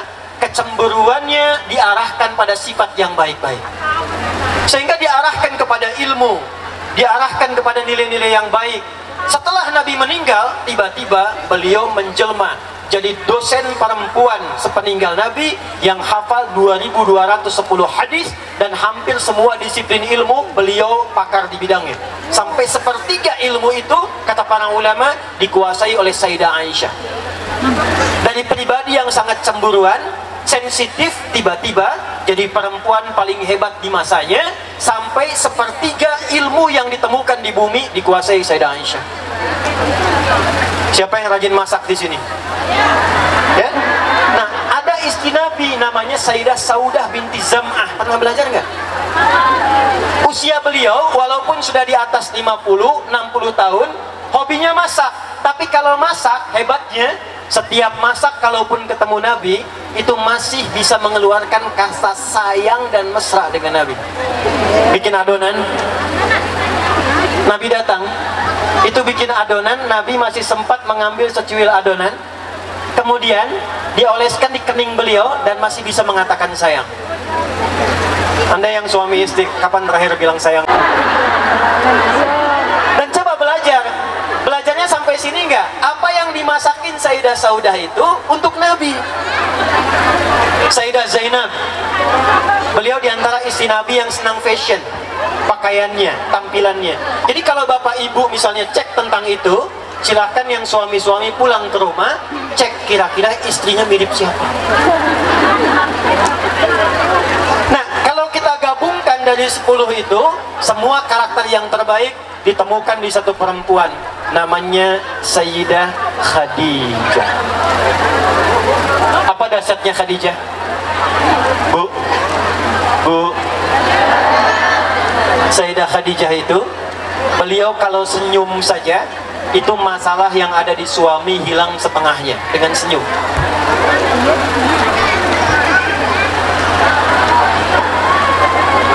Tar dulu, sebelum sekarang tar dulu. Di Makassar pengen cepet aja nih. Lihat ya, baru senyum. Lihat di Al-Bukhari, nomor hadis yang ketiga, Kitab Badil Wahyi. Itu Nabi naik ke Gua Hira. Dari rumahnya lewat 4 bukit, jaraknya 6 kilo. Sampai di bawah bukit, naik ke atas 700 meter.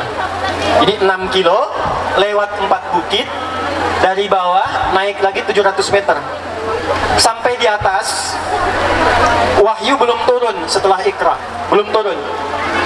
Sampai siang seperti sekarang, beliau putuskan pulang ke rumah. Di tengah jalan, tiba-tiba ada yang manggil, Muhammad, Muhammad. Tengok kanan kiri nggak ada orang, depan belakang kosong, ke atas. Kata beliau, ada makhluk besar seperti duduk antara langit dan bumi, manggil, ya Muhammad, ya Muhammad. Saya tanya, Mas nih yang dari Sulawesi, udah bubar nih semuanya. Namanya siapa, Mas? Oh, pas lagi Muhammad tuh, Mas Faisal aja ya. Ini udah kosong, melompong, tiba-tiba ketinggalan, pulang. Begitu pulang ada panggilan, Faisal, Faisal. Nengok kanan kiri depan belakang gak ada orang. Lihat ke atas, baju putih, rambut agak panjang, besar. Nengok gini, Faisal. Respon Anda apa? Apa? Lihat responnya. Kata Nabi, ini sifat kemanusiaan Nabi. Fara'ibtu minhu, maka bulu kuduku naik, aku merasa khawatir, aku takut. Sisi kemanusiaan Nabi ada takutnya. Takut itu boleh, takut pada yang baik itu boleh, karena itu fitrah. Sedang duduk dengan suara singa bisa di belakang, takut gak? Kan nggak mungkin, apa sih? Nggak mungkin. Ya, takut itu alami, naruriah. Yang salah itu takut kepada hal-hal yang baik. Mau sholat jamaah takut, mau sedekah takut, mau senyum takut, itu yang salah. Maka kata Nabi, fara'ibtu minhu, aku merasa khawatir, takut, aku percepat jalanku. Tiba-tiba sampai rumah, beliau ucapkan salam, dibuka pintu oleh Sayyidah Khadijah. Melihat wajah Sayyidah Khadijah, itu setengah takutnya hilang, setengah masalahnya hilang. Cuma lihat wajahnya. Bisa nggak tuh pulang ke rumah lihat wajah istri, setengah masalah nambah, setengah masalah nambah. Ini setengah masalah hilang. Kemudian lihat kalimatnya, kata Nabi, zammiluni, zammiluni, selimuti aku, selimuti aku. Maka ke kamar beliau diselimuti Sayyidah Khadijah. Nggak berhenti sampai situ. Perhatikan kalimatnya, au kama qalat. Ya, saya terjemahkan bebas saja supaya lebih tepat safilnya. Suamiku sayang, engkau itu orang baik, tidak pernah punya musuh, penopang anak yatim, penolong orang-orang lemah. Yakinkan pada hatimu yang paling dalam, aku akan selalu bersamamu dalam suka dan duka. Gak, saya tanya pada Anda, jika pasangan Anda punya masalah di kantor, datang ke rumah, adakah pernah kalimat itu keluar di lisan Anda sebagai istri? Atau jangan-jangan yang keluar statusnya, suamiku hari ini gelisah, kenapa ya? Nah, itu belum disebut milenial. Ya, yang didasarkan pada sunnah. Milenial Qurani tidak pernah dia bergerak kecuali dengan dasar-dasar tuntunan Nabi-nya. Maka saran saya yang pertama, coba sesuai sifatnya sekarang keluarkan ayat-ayat sesuai dengan topik kehidupan kita. Yang perempuan, keluarkan ayat perempuan. Yang laki-laki, keluarkan ayat laki-laki. Ini ada seorang anak-anak yang lagi belajar, kuliah, bekerja, yang belum menikah. Pernahkah mengeluarkan ayat tentang anak? Ayat tentang ibu? Ayat tentang hidup bertetangga. Anda selalu mengatakan kami di sini minoritas, muslimnya sedikit, hanya 5%. Bukankah Nabi pernah tinggal di Mekah dalam keadaan minoritas? Pernah nggak belajar tentang fikih minoritas? Fikih Mekah 10 tahun. Maka Fosfit datang, kumpul dengan teman-teman yang lain. Ada yang PCI NU, ada yang PCI M, ada yang ormas lain. Saya dengar ada 90 ormas di sini ya. Kurang lebih 9 lagi jadi Asmaul Husna tuh. 99. Ya, coba keluar, datang, duduk, pelajari bagaimana kehidupan Nabi di Mekah, berinteraksi dengan teman-teman tetangga kita yang non muslim, yang beda keyakinan, beda negara, fikihnya ada. Nah, kalau kita keluarkan dengan baik, insya Allah maka muncullah karakter yang baik, perilaku yang baik, perilaku yang didorong oleh tuntunan Quran dan petunjuk Nabi itu. Itulah yang disebut dengan akhlak. Apa namanya? Akhlak. Dari sini turun kalimat di Al-Quran di surat Al-Qalam, wa innaka la'ala khuluqin azim. Muhammad, sungguh engkau memiliki akhlak yang mulia. Maka beliau menjelaskan kalimat Allah ini, disebutkan kemudian kalimatnya di hadis riwayat Al-Bukhari nomor hadis 5027 dari Utsman bin Affan radhiyallahu taala anhu. Perhatikan kalimatnya. Saya tutup. Qala Rasulullah sallallahu alaihi wasallam, khairukum man ta'allama al-Qur'ana wa 'allamah. Jika Anda ingin jadi generasi yang terbaik, ada yang baik, Anda jadi yang terbaik. Maka caranya bagaimana? Kata Nabi, belajarlah Al-Quran, kemudian praktekkan itu dalam kehidupan. Saya ulangi, belajarlah Al-Quran dan praktekkan itu dalam kehidupan. Maka mulai hari ini, kalau ada tabligh akbar lagi, ada ustadz-ustadz yang datang, kiai yang datang, saya sarankan panitia bikin tema-tema supaya tidak jadi umum. Temanya yang dibutuhkan aja. Pekerja migran Indonesia PMI misalnya, apa fikih terkait di dalamnya, ayat-ayat tentang kerja di luar itu bagaimana, hukum-hukum terapannya seperti apa, hadisnya bagaimana. Bikin kajian, bikin tema, bikin subtopik, sekian banyak pembahasan, tanya pembahasannya, keluarkan ayatnya, keluarkan hadisnya. Sudah ada temanya, pilih ustadz-ustadz yang pakar di bidangnya, undang ke sini, ajarkan itu ya. Sehingga mengajarkan yang dibutuhkan, bukan untuk tampil. Ya, jadi pengajian itu bukan supaya rame, datang, ketawa, pulang, tidak. Apa yang bisa kita dapatkan?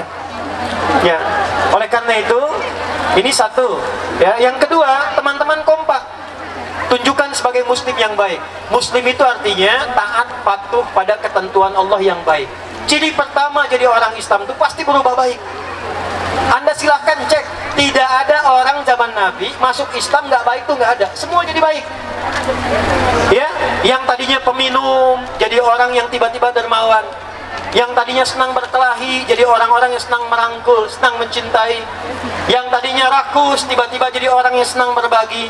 Tunjukkan bahwa tabligh akbar kita hari ini merubah kita menjadi generasi yang lebih berakhlak, insya Allah. Ya, baik. Karena itu, yang terakhir, saya insya Allah akan sangat membersamai teman-teman di sini, yang Fosmit, yang macam-macam. Kalau ada agenda yang kira-kira bisa diperlukan, dilihat kami bisa membersamai, silahkan hubungi. Ya, silahkan. Mau misalnya belajar Quran, kita buka program online dari sini ke Jakarta, bisa. Dan tidak perlu bayar. Ya, saya pun ke sini panitia nggak usah repot. Saya pulang tidak boleh ada yang kasih amplop, tidak boleh ada yang kasih uang. Panitia ya. Ya, saya kesini datang bukan untuk mencari materi. Saya datang untuk menemui keluarga saya, teman-teman saya, ya, untuk kita ngaji bersama. Dan kalau ada yang perlu kita sama-sama dukung, kita dukung. Ya, Ustadz, kita mau bikin sekolah Islam pertama yang baik di Taiwan. Ayo, kita bikin. Ya, sama-sama bikin, kita semangat. Ustadz, ini ada daerah yang belum ada masjidnya. Ayo kita kumpul, bikin masjid sama-sama ya. Jadi kita hidupkan, tapi yang kedua, tunjukkan kita muslim yang baik. Bikin perilaku yang tertib. Ya nanti akan ditanya itu siapa yang ribut. Oh itu jemaah pengajian kemarin, yang kena pengajiannya. Ya tunjukkan dengan berjilbab, ternyata akhlaknya lebih baik, ternyata lebih ramah. Ya, siapapun yang masak makanan kata Nabi baunya sampai ke tetangganya, maka bagilah tetangganya walaupun apa banyak kuahnya. Tapi ngamalkannya jangan pakai pemahaman akhir zaman. Ibu yang bikin opornya, tetangga yang dapat kuahnya. Ya, tetangga tanya, kok cuman kuahnya mbak? Hadis Nabi. Ya, yang dimaksud kalaupun Anda cuma kuah, ada bumbu-bumbunya berbeda, makannya yang dimasaknya itu maaf sekali singkong, tapi bumbunya rendang, nyampe baunya ke tetangga, bagi dengan isinya supaya nggak salah sangka, dikiranya masak padahal Pertanyaan saya, apakah Nabi pernah mengatakan kalau tetangga Anda muslim saja? Anda punya tetangga orang Taiwan, masyarakat asli lokal sini, Anda masak ketok pintunya, ya? Apa bahasa Mandarinnya? Pagi. Halo apa ni hao? Ni hao, ni hao, ya? Ni hao, ketok. Ini ada makanan bagi. Aduh, Anda kok baik sekali. Bukan baik, Islam mengajarkan saya berbagi. Perkenalkan, Nabi Muhammad mengajarkan saya berbagi. Islam, dia kenal Islam. Besok dia kembalikan pancinya kepada Anda, dia tanya lagi, hari ini Islam ngajarin berbagi lagi enggak? Itu ada keindahan. Ya, oleh karena itu teman-teman kita aktifkan. Mudah-mudahan baik. Terima kasih Pak Wawan dari Kamar Dagang. Ya, tolong disupport ya Pak ya. Ya, dengan Pak Kepala di sini, Pak Arif sudah sampai? Belum hadir ya. Kita doakan mudah-mudahan sehat ya. Baik semua, mohon nanti pemerintah Indonesia juga diperhatikan ya, warga kita di sini dibersamai, dibantu, mudah-mudahan diridhoi oleh Allah Subhanahu wa taala. Di sini ada yang hafal 30 juz enggak? Tidak, jujur banget, Pak. 20 juz. 10 juz. 5 juz. Baik. Sekarang mau nggak saya ajarkan 5 menit saja? 5 menit bisa hafal Quran dengan ayatnya, dengan nomornya, dengan posisinya. Mau? 5 menit ya. Baik, tapi sebelumnya saya tanya, sebelum berakhir, yang lokal dari sini yang mu'alaf ada? Oh, belum. Belum. Kita doakan mudah-mudahan sehat dan baik ya. Yang paling lama di Taiwan ada? Yang paling lama 30 tahun 40 tahun belum ada. Udah, sekarang kita belajarnya dulu. Nanti setelah itu kita akhiri sampai dengan pertemuan kita. Baik ya. Kalau masjid sudah ada berapa? Banyak. Yang Bosmin yang di Al-Amin itu ya? Al-Amin ada berapa? Oh baik, sekarang kita ajarkan ini dulu ya, sebentar ya. Ini mudah-mudahan terlihat ya. Ya, saya buat sudut nanti yang mudah untuk dilihat. Ini perhatikan baik-baik karena kita semaksimal mungkin untuk support ini ya. Ya, saya datang sendiri, ngisi sendiri, nulis sendiri, ngapus juga sendiri. Kita siapkan pelan-pelan. Bismillah.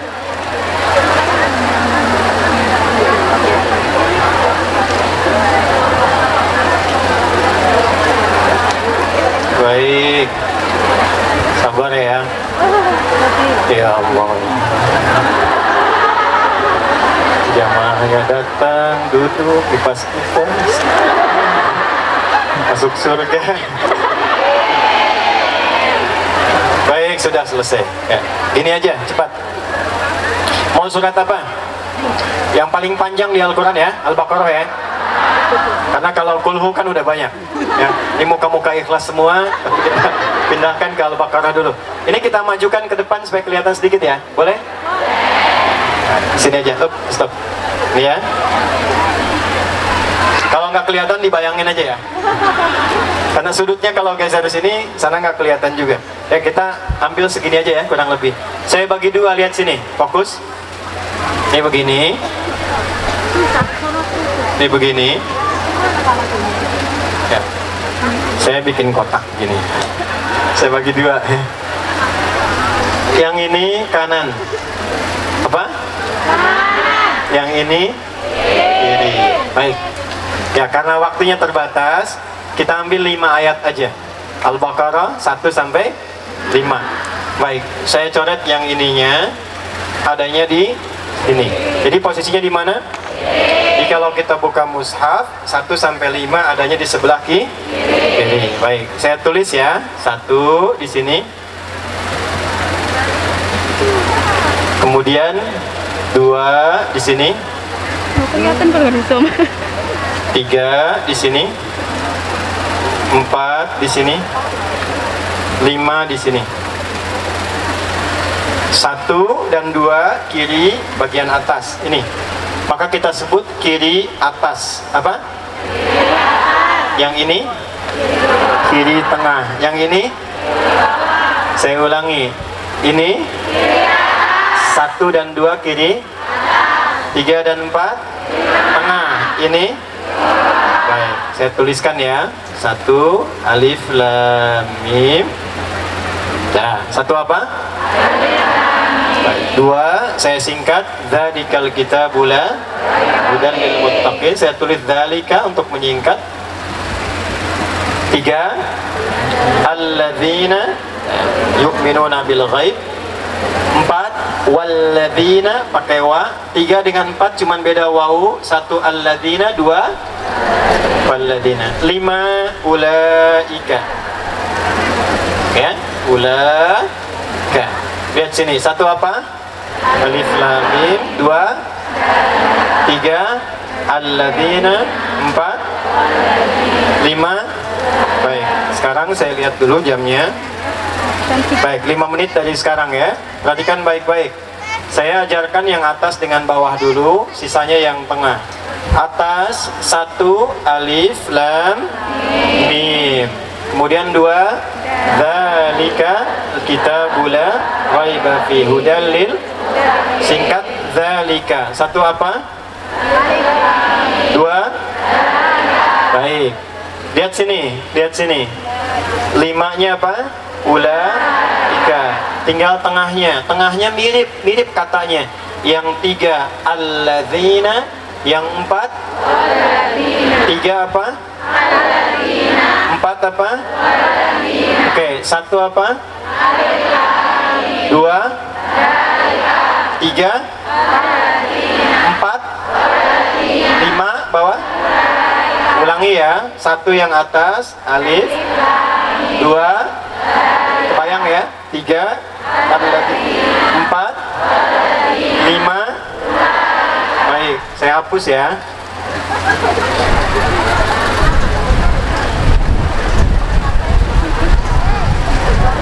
Oke, ulangi. 1 2 3 4 5. Saya acak ya. 5 4 3 2 1. Lihat tangan saya.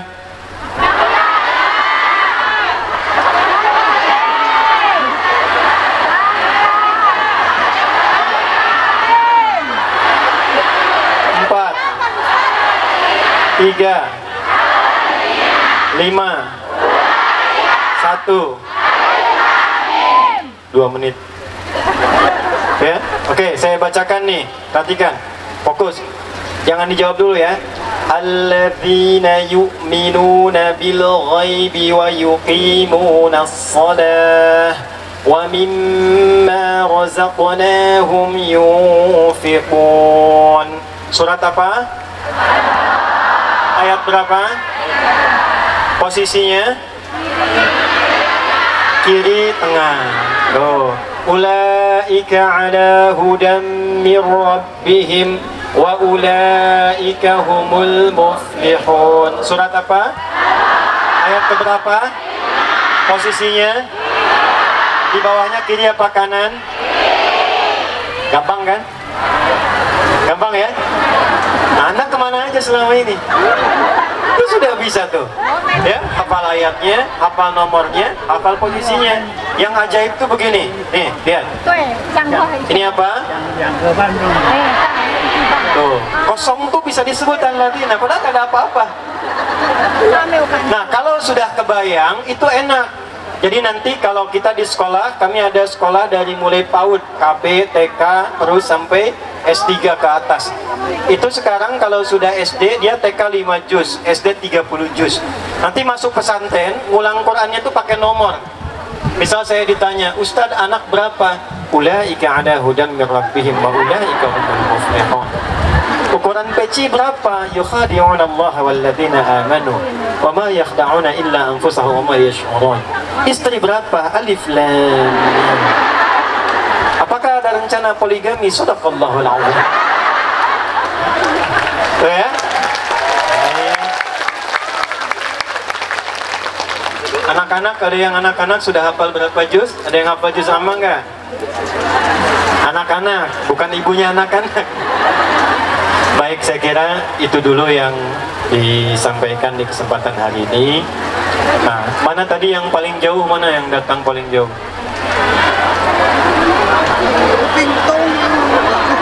Baik, nah, caranya begini saja. Caranya begini. Hadis terakhir yang saya bacakan, yang terakhir. Hadis terakhir. Siapa yang bisa bacakan lagi?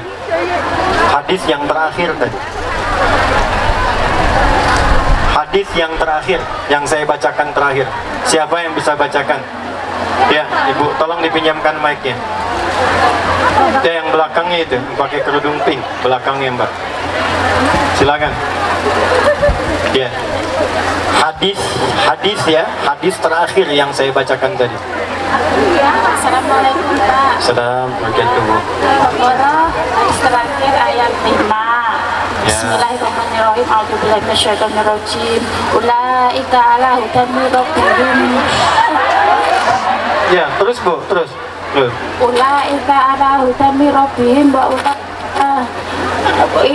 ulaika humul muflihun. Bagus. Nah, luar biasa bagus Bu ya. Nah, itu namanya Al-Quran. Nanti kalau Nabi jelaskan, penjelasan Nabi disebut di firman Allah namanya Nah, karena Ibu sudah bacakan Qurannya, nah saya kasih $100. Terima kasih Pak. Nah, sekarang saya minta hadisnya. Hadis terakhir yang tadi saya bacakan. Belakang sana, silakan. Mbak, tolong dikasih ke sana. Ini terakhir ya. Dolar berarti dolar. Itu yang berdiri, Mas. Ini Sanchen Pak ya. Sanchen Ya, saya bantu dengan tadi yang saya sebut nomornya di Al-Bukhari, nomor hadis 5027, rawinya dari Uthman bin Affan. Silakan. Yang ini bukan Ustaz. Kau nggak tahu saya. Nah, coba bacakan. Khairukum man ta'allama al-Qur'an wa 'allamahu. Sebaik-baik dari kalian adalah yang mempelajari Al-Qur'an dan mengajarkannya. Baik, beri tepuk tangan dulu. Nah, saya di sini bekerja atau belajar? Master degree Ustaz. Master degree. Dengan suami atau sendirian? Belum menikah. Belum menikah. Tuh ya, tuh yang dari sini tuh. Baik. Ya, terima kasih untuk membacakan itu. Kita berikan hadiah umroh. Itu boleh berangkat nanti ya, insya Allah. Satu orang untuk mbaknya. Mudah-mudahan diberkahi oleh Allah Subhanahu wa Ta'ala. Boleh nggak buat Umi dulu? Boleh. Nanti Mas tolong buat ibunya ya, buat uminya. Ya, terima kasih ya. Salam buat uminya, mudah-mudahan sehat semuanya. Saya kira itu yang bisa saya sampaikan. Terima kasih untuk teman-teman panitia. Ya, ini ada teman-teman Banser, terima kasih. Hari ini ada berapa orang ini teman-teman? Ya, terima kasih semuanya ya. Kemudian tim Habrah, terima kasih hari ini. Panitia tanpa kecuali. Baik, kita berdoa, mudah-mudahan doa kita dikabulkan oleh Allah Subhanahu wa Ta'ala. Dan sebelum kita berdoa, saya mengucapkan terima kasih kepada Mayor juga, Wali Kota. Would like to appreciate to Mayor. Thank you for the support and may our moment is easy. May Allah Subhanahu Wa Taala bless you and make your activity easy. And also to Chief Police to support our activities today. Thank you for you and your crew. May Allah Subhanahu Wa Taala protect you and protect your area here. Terima kasih untuk semuanya. Kita berdoa. Mudah-mudahan doa kita diterima Allah Subhanahu Wa Taala. Astaghfirullahaladzim, astaghfirullahaladzim, astaghfirullahaladzim, alladzi la ilaha illa huwal hayyul qayyum wa natubu ilaih. Allahumma nahmaduka hamdan syakirin kama 'allamtana an nahmadak hamdan na'ibin kama 'allamtana an nahmadak antal muqaddim wa antal muakhir biyadikal khair innaka 'ala kulli syai'in qadir. Allahumma taqabbal minna innaka antas sami'un 'alim wa tub 'alaina innaka antat tawwabur rahim. ربنا لا تدع لنا في مقامنا هذا وفي كل مقام ذنبا إلا غفرته. Ya Allah, kalau ada pendosa hadir di sekitaran tabligh akbar ini, di majlis ini, tempat ini, jangan biarkan ia pulang kecuali Engkau telah ampuni seluruh dosa-dosanya. Wala hamman illa farajtah, jika ada di antara kami yang merasakan kegelisahan, mohon tenangkan keadaan jiwanya. Wala asiran illa yassartah, jika ada di antara kami yang sedang merasa kesulitan, mohon mudahkan segala kesulitannya. Wala maridan illa syafaitah, jika ada yang sakit, mohon sembuhkan dan angkat penyakitnya. Allahumma alif bainana waj'al jam'ana hadha jam'an marhuma wa tafarruqana min ba'dihi tafarruqan ma'suma. Ya Allah, lembutkan dan satukan hati kami dalam kebaikan. Jadikan pertemuan kami pertemuan yang menyatukan kasih sayang, cinta dan kebaikan di antara kami. Dan bila pun kami mesti berpisah, jadikan perpisahan kami menyatukan kami dalam kemuliaan dan kebaikan. Allahumma ya Allah, ati anfusana taqwaha wa zakkiha anta khairu man zakkaha anta waliyuha wa maulaha. Rabbana yassir lana jami'a umurina wa khasatan fil mujtama' islami fi Taiwan bi syaklin 'ammah. Ya Allah, mohon berikan kemudahan, persatuan, kelancaran, kebaikan khususnya bagi warga-warga muslim, terkhusus Indonesia di Taiwan keseluruhannya. Berikan kesehatan, kesejahteraan, kebaikan, keberkahan. Allahumma ya Allah ya arhamar rahimin, Rabbana atina fid dunya hasanah wa fil akhirati hasanah wa qina adzabannar. Wa sallallahu ala sayyidina Muhammad wa ala alihi wa sahbihi ajma'in. Wa akhiru da'wana subhanakallahumma rabbana wa bihamdika nashhadu an la ilaha illa anta nastaghfiruka wa natubu ilaik. Walhamdulillahi rabbil alamin. Terima kasih. Nasrun minallah fathun qarib wa basyiril mu'minin wallahu muwaffiq ila aqwamit thariq. Assalamualaikum warahmatullahi wabarakatuh.